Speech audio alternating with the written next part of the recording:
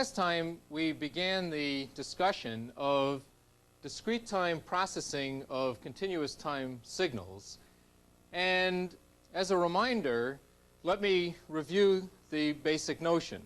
The idea was that we convert from a continuous time signal to a sequence through an operation which I represent as a continuous to discrete time converter, and then that sequence is used as the input to an appropriate discrete time system, and after appropriate discrete time processing, that sequence is converted back to a continuous time signal through an operation which I label as a discrete to continuous time converter.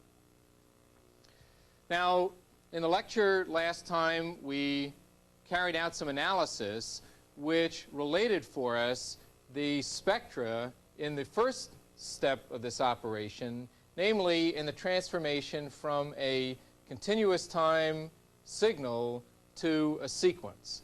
And let me, by the way, draw your attention to the fact that in the real world, this operation is essentially implemented by what you would typically label as an analog to digital converter if, in fact, the discrete time processing is being done digitally. Now, it's important to emphasize that it's not exactly what an analog to digital converter does, but in some sense at least, you should think of this mapping from continuous time to discrete time in very much the same way that one would think of an analog to digital converter. And the mapping back then corresponds in some sense to what would happen with a digital to analog converter. Well, let me review what is involved in the mapping from the continuous time signal to the sequence. And let me stress again that this operation is basically, in the continuous to discrete time conversion, a two-step process. In the first part of the process, the continuous time signal is modulated with an impulse train where the period of the impulse train is capital T, and so we have a continuous time impulse train signal which captures the samples of the original continuous time signal. That impulse train is then put through an operation which essentially relabels the samples so that the sample values, the impulse areas, are relabeled as sequence values, and the result of that conversion is then the sequence x of n. So the overall process then is a sampling process followed by what is simply, in this box, a relabeling process. And although, as I indicated just a minute ago, that is essentially what an analog to digital converter does, an analog to digital converter doesn't necessarily carry it out in those two steps, but particularly in terms of carrying through an analysis, thinking of it as a two-step process is particularly convenient. Now, we talked last time about what this mapping from continuous time to discrete time means both in the time domain and in terms of the spectra. And in particular, in the time domain, we begin with the continuous time signal, which is then sampled with an impulse train and converted to a sequence by simply generating a sequence whose values are the areas of the impulses. And I stress the fact that what this corresponds to essentially is a normalization of the time axis, essentially by dividing the time axis by capital T. In the frequency domain, then, we had the spectrum of the original signal, which, because of the sampling process, is replicated at multiples, integer multiples of the sampling frequency omega sub s, or 2 pi over capital T. And then in converting the impulses to a sequence, we are essentially normalizing the frequency axis so that the frequency 2 pi over capital T gets relabeled as 2 pi, and the resulting discrete time spectrum looks like I indicate here, which really is nothing more than a frequency scaling corresponding to the associated time scaling. So the mapping from the impulse train spectrum to the discrete time spectrum corresponds to a mapping specified by capital omega equal to small omega times capital T. And equivalently, it's the frequency 2 pi over capital T, which is, of course, the sampling frequency, which gets normalized to the frequency 2 pi. And so in the frequency domain, there is a frequency normalization associated with the fact that corresponding to this spectrum is a time sequence, or a discrete time sequence, as I showed previously, and the discrete time sequence is related to the original continuous time signal through a time normalization. In other words, these sequence values are simply samples of the continuous time signal with the time axis renormalized. Now, what we want to consider, this is the conversion from continuous time to discrete time. What we want to consider now is the overall system, which implements not just the conversion, but filtering and then coming back out of the conversion back to continuous time.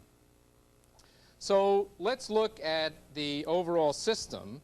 And the overall system, of course, as I've stressed several times in the past, consists of first the sampling process, conversion to an impulse train, and the impulse train converted to a sequence. That sequence is then processed through our discrete time filter, and after the discrete time processing, the result of that is converted back to an impulse train. So this resulting process sequence is then converted back to an impulse train, and then finally we carry out the desampling process by simply using a low-pass filter associated with a cutoff associated with the sampling frequency that we used. Now, typically in a system like that, which implements discrete time processing of continuous time signals, we need to ensure in one way or another that the bandwidth of the input is sufficiently limited so that we avoid aliasing.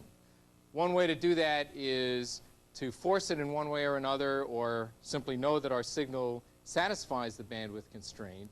Although a fairly typical thing to do, in addition to the sampling process, is to include what is referred to as an anti-aliasing filter. In other words, this is a filter that would band limit the input at least half the sampling frequency, so that we are guaranteed then that there is no aliasing that's carried out in this process.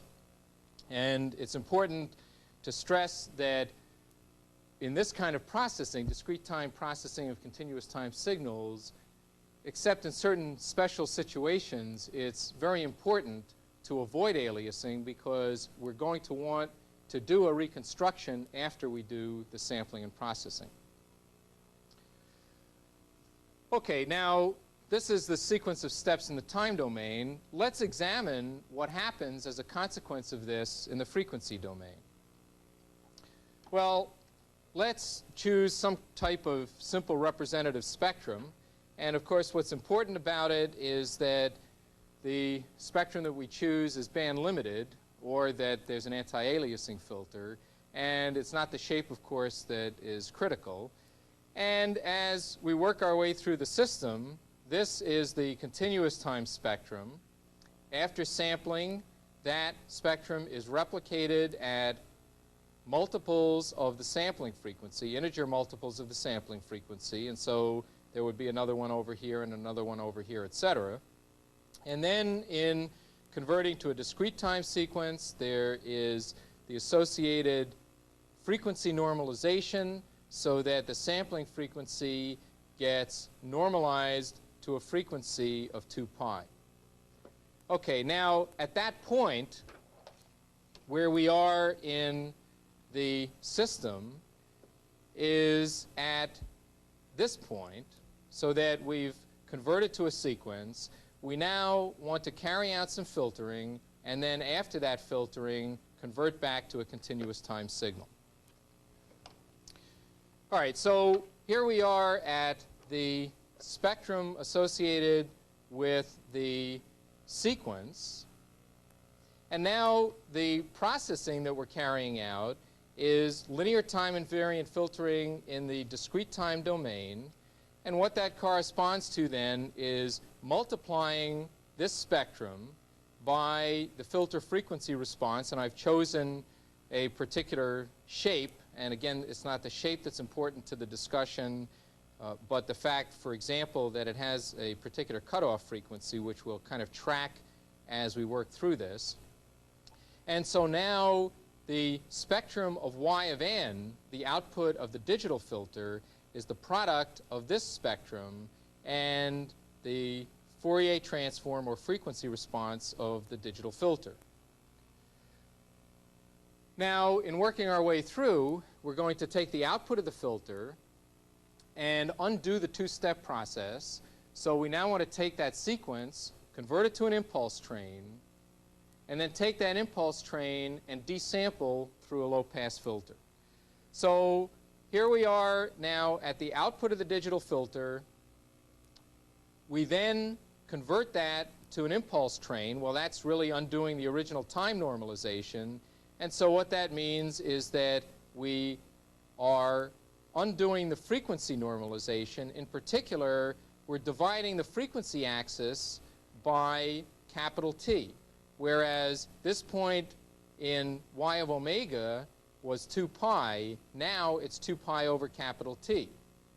What that means is that equivalently, we're multiplying this spectrum by the frequency response of the digital filter, but now linearly scaled in frequency, so that what was a cutoff frequency of omega sub c is now a cutoff frequency of omega sub c divided by capital T. So now the next step in the process is the reconstructing low-pass filter, and what that extracts is simply the portion of this periodic spectrum around the origin.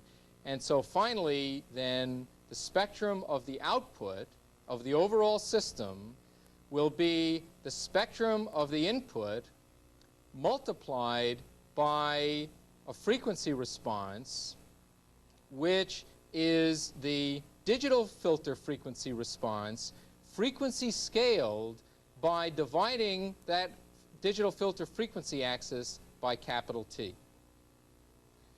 Okay, now what we can ask is, we've got this processing, we've converted to discrete time, and we've gone back to continuous time, and one can ask now, what equivalent overall continuous time system does that correspond to? In other words, if that of course is a continuous time system, it's a continuous time input and continuous time output, and the overall system then would be one that would give us exactly the same output spectrum as we're getting. Well, what is that? What we have is an output spectrum, which is the product of the input spectrum and the digital filter frequency characteristic frequency scaled. And so, in fact, the resulting digital filter, continuous time filter, is simply the digital filter with an appropriate frequency scaling, in other words, with the frequency axis divided by capital T.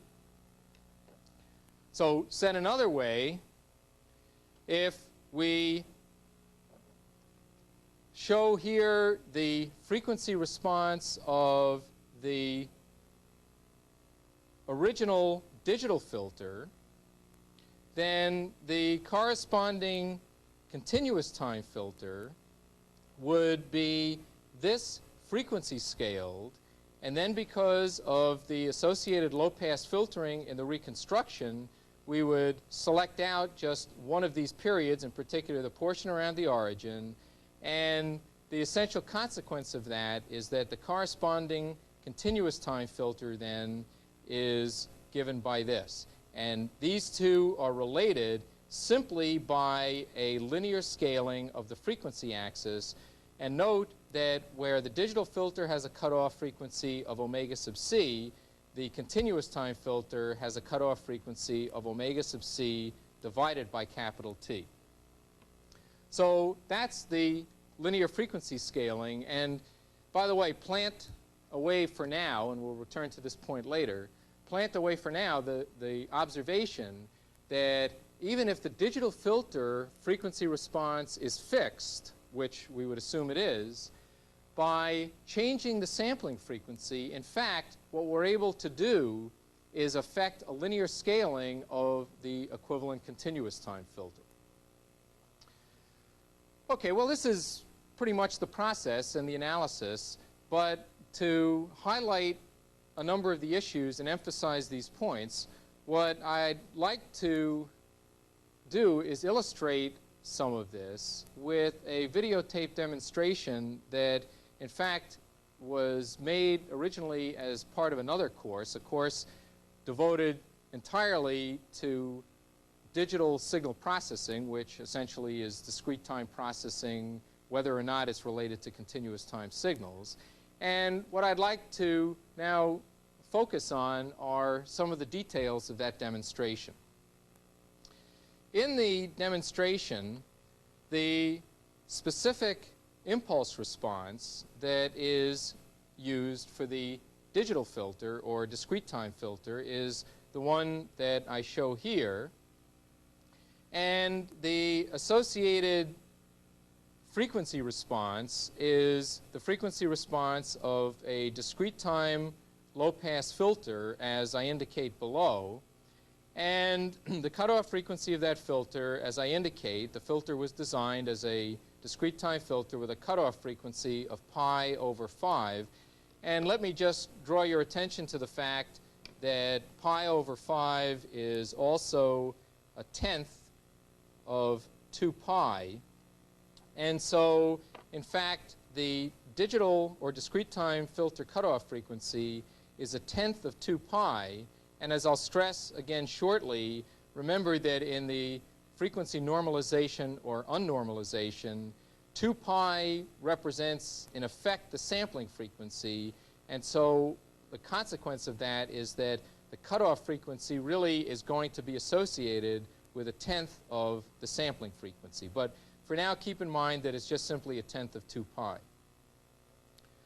Now, the equivalent continuous time system in terms of the impulse response is, of course, a band-limited interpolation of the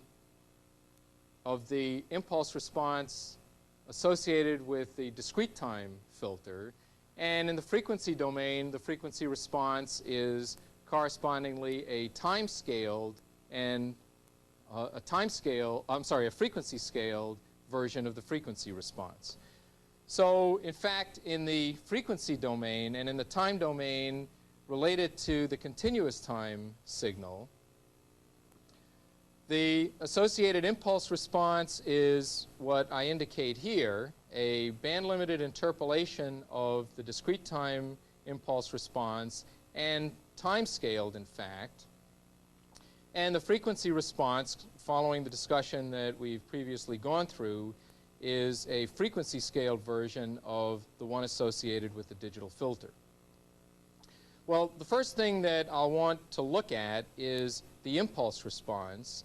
And when we do, let me just indicate that in the actual implementation, things are slightly different than they are associated with the ideal analysis. In particular, in converting from a discrete time sequence to the continuous time signal, whereas this way of looking at it is convenient in the context of the analysis, in fact, the way it's done is using a more or less standard digital to analog converter. And what a digital to analog converter does, as I indicated in the previous lecture, is to convert the sequence not to an impulse train, but in fact to go directly through a zero-order hold.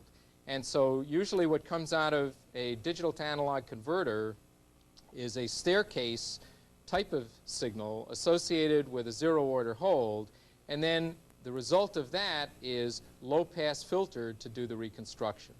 So what we'll want to look at then is that reconstruction first with just an impulse input. And so what we'll see after the low-pass filter for the impulse response is a smooth curve like this, but also as part of the demonstration, what I'll do just to show the zero-order hold is to take the low-pass filter out temporarily and then put it back in. So first, let's just look at the filter impulse response. What we see here is the impulse response of the overall system. And we observe, for one thing, that it's a symmetrical impulse response. In other words, corresponds to a linear phase filter. We can also look at the impulse response before the desampling low-pass filter. Let's take out the desampling low-pass filter slowly. And what we observe is basically the output of the digital to analog converter, which, of course, is a staircase or boxcar function, not an impulse train. In the real world, the output of a D-Day converter generally is a boxcar type of function. We can put the desampling filter back in now and notice that the effect of the desampling filter is basically to smooth out the rough edges in the boxcar output from the D-Day converter. Okay, so that's the impulse response of the system. Now what I'd like to show is the frequency response of the system. And to measure the frequency response, of course, what we can do is put a sine wave into the system and look at the sinusoidal output. So in particular now, what will happen is that with the system, we will put in a continuous time sinusoid, which is sampled, converted to a sequence. The sampled continuous time sinusoid is a discrete time sinusoid. That goes through the digital filter and gets attenuated or amplified appropriately. And then the output of that is converted back, and that's, again, a sinusoidal output. That gets converted back to a continuous time sinusoid, theoretically, as I indicate here, but again, as we just saw, really represented by a zero-order hold followed by a low-pass filter. So that's the overall operation, with one modification from the diagram that we have here. In this particular diagram, I've included an anti-aliasing filter. In fact, in the demonstration, there is no anti-aliasing filter. And so, in fact, the input is a sinusoidal input which is not band limited by virtue of an anti-aliasing filter. It's only, of course, band limited appropriately if we choose the sinusoidal frequency that way. So there is no anti-aliasing filter, and this is the system. And one consequence of that is that, in fact, if we sweep the input sinusoid only up to half the sampling frequency, we'll see no aliasing. But if we let it sweep past that, we're going to get aliasing. Now, in the demonstration, the sampling rate that's picked for this part of the demonstration is a 20 kilohertz sampling rate. That means, based on the sampling theorem, that as long as the input frequency is below 10 kilohertz, we get no aliasing. When the input frequency goes beyond 10 kilohertz, that higher frequency is going to get aliased down into a lower frequency. A consequence of that, then, is that as we go through the processing and we demonstrate the frequency response of the system, what we'll see in the output is no aliasing when the input is below 10 kilohertz. As the input sweeps past 10 kilohertz, when we let it, which we will eventually in the demonstration, then in fact that frequency, as it finally shows up here, will begin to be aliased down into a lower frequency. Another way of thinking about that is that when we watch the frequency response of the system, as we look at the digital filter frequency response, what we're sweeping as we go from 0 up to 10 kilohertz in the input frequency is this portion of the frequency response. As we sweep from 10 kilohertz out to 20 kilohertz, what we'll see is this portion of the frequency response. In other words, we'll see it periodically replicated. Or if we look at the corresponding continuous time frequency response, what it means really is that sweeping from 0 to 10 kilohertz is moving up this way, and then sweeping from 10 kilohertz to 20 kilohertz on the input, really because of the aliasing, reflects itself in the digital filter by looking back down toward lower frequencies, and so the continuous time filter sweeps back down from 10 kilohertz back to 0. Okay, so that's what we'll see, and we'll see it in several different ways as explained in the demonstration. So now let's look at the frequency response of the filter. Now what we'd like to illustrate is the frequency response of the equivalent continuous time filter, and we can do that by sweeping the filter with a sinusoidal input. So what we'll see in this demonstration is on the upper trace the input sinusoid, on the lower trace the output sinusoid, using a 20 kilohertz sampling rate and a sweep from 0 to 10 kilohertz, in other words, a sweep from 0 to effectively pi in terms of the digital filter. So we'll observe as the input frequency increases is that the output sinusoid will have essentially constant amplitude up to the cutoff frequency of the filter, and then approximately 0 amplitude past. So let's now sweep the filter frequency response. And there is the filter cutoff frequency. Now, we can also observe the filter frequency response in several other ways. One way in which we can observe it is by looking also at the amplitude of the output sinusoid as a function of frequency rather than as a function of time. And so we'll observe that on the left-hand scope, while on the right-hand scope we'll have the same trace that we just saw, namely two traces. The upper trace is the input sinusoid, the lower trace is the output sinusoid.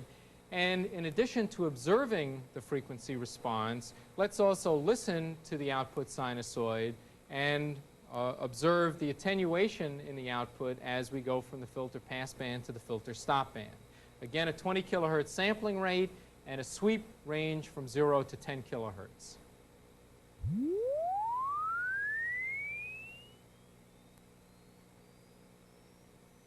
Now, of course, we're in the filter stopband. Now, if we increase the sweep range from 10 kilohertz to 20 kilohertz, so that the sweep range is equal to the sampling frequency, in essence, that corresponds to sweeping out the digital filter from 0 to 2 pi, and in that case, we'll begin to see some of the periodicity in the digital filter frequency response. So let's do that now with a 20 kilohertz sampling rate and a sweep range of 0 to 20 kilohertz. And now as we come near 2 pi, we get back into the passband. And finally back to a 0 to 10 kilohertz sweep, so that we're again sweeping only from 0 to pi with regard to the digital filter.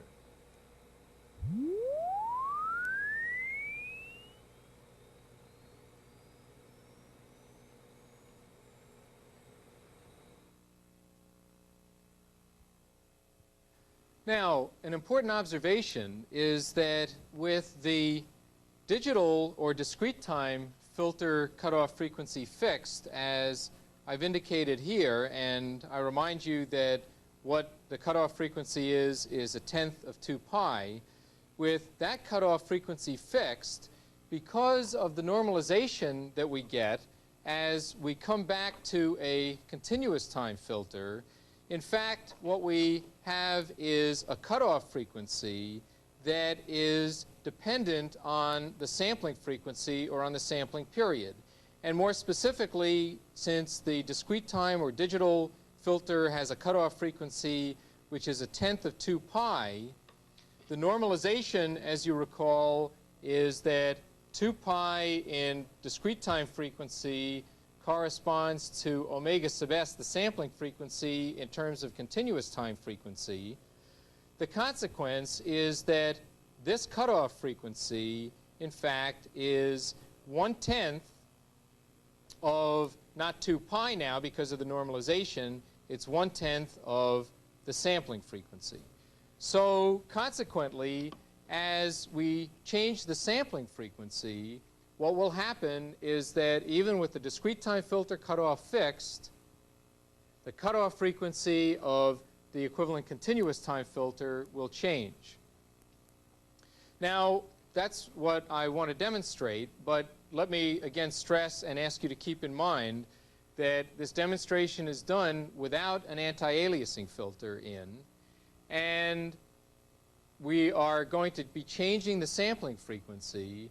And so keep in mind that as we look at this, as the input frequency sweeps past half the sampling frequency, whatever sampling frequency we happen to be looking at, then because of the fact that there's no anti-aliasing filter, we'll get aliasing.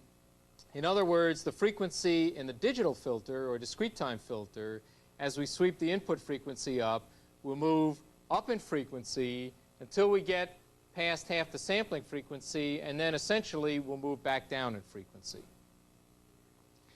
Consequently, what we'll get then are, or what we'll see, are periodic replications of the frequency response when we swept past half the sampling frequency.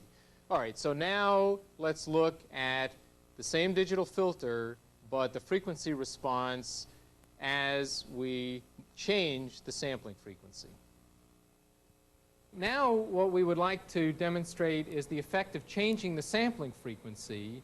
And we know that the effective filter cutoff frequency is tied to the sampling frequency, and for this particular filter corresponds to 1/10 of the sampling frequency. Consequently, if we double the sampling frequency, we should double the effective filter passband width or double the filter cutoff frequency. And so let's do that now. Again, a 0 to 10 kilohertz sweep range, but a 40 kilohertz sampling frequency. And we should observe that the filter cutoff frequency has now doubled out to 4 kilohertz. Now let's begin to decrease the filter sampling frequency. So from 40, let's change the sampling frequency to 20 kilohertz. We should see the cutoff frequency cut in half.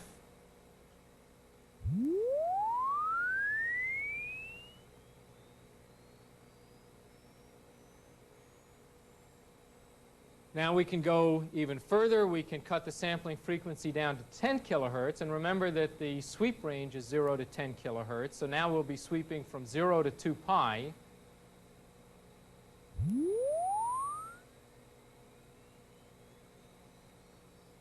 So as we get close to 2 pi, we'll see the passband again. And now let's cut down the sampling frequency even further to 5 kilohertz.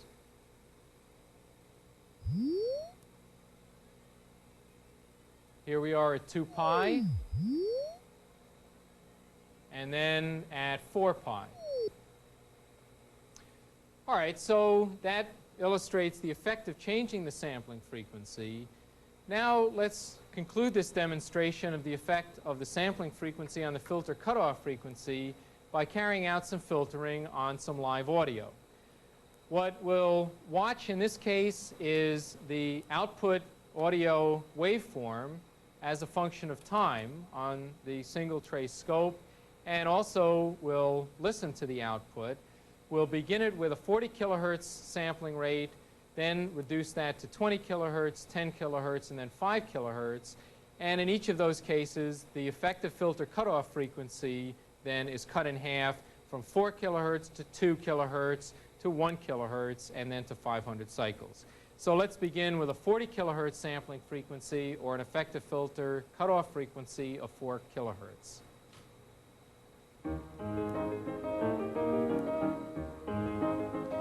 Now let's reduce that to a 20 kilohertz sampling frequency, or a 2 kilohertz filter.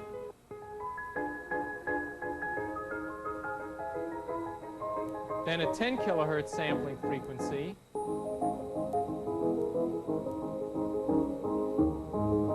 And finally a 5 kilohertz sampling frequency corresponding to a 500 cycle equivalent analog filter.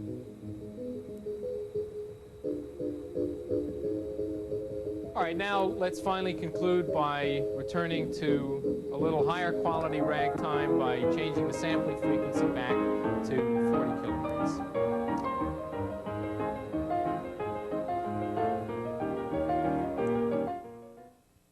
All right, well, hopefully what you've seen in the demonstration and in this lecture gives you a sense and a feeling for the analysis and the use of discrete time filters for processing continuous time signals. And as you may be aware, and as I've tried to indicate previously in the past, this in fact is one very important, but not the only, but one very important context in which discrete time filtering is used. And this in fact is an area that is developing rapidly because of the fact that microprocessors, digital technology, computers, etc., afford considerable flexibility in carrying out digital processing of signals. And when digital processing is used, that naturally corresponds to implementing the processing and analyzing it in discrete time. Now, in the next lecture, we'll be continuing on another aspect, developing another aspect of sampling. And in particular, what we'll be talking about is sampling of discrete time signals. As I'll indicate there, one of the contexts in which discrete time sampling, in fact, plays an important role is in the context in which we are processing continuous time signals using discrete time processing, where, in fact, one step that we might want to take in addition to the steps that we've talked about here is an additional sampling process following whatever kinds of filtering that we do. Well, that's a discussion and a topic that we'll be going into in the next lecture. Thank you.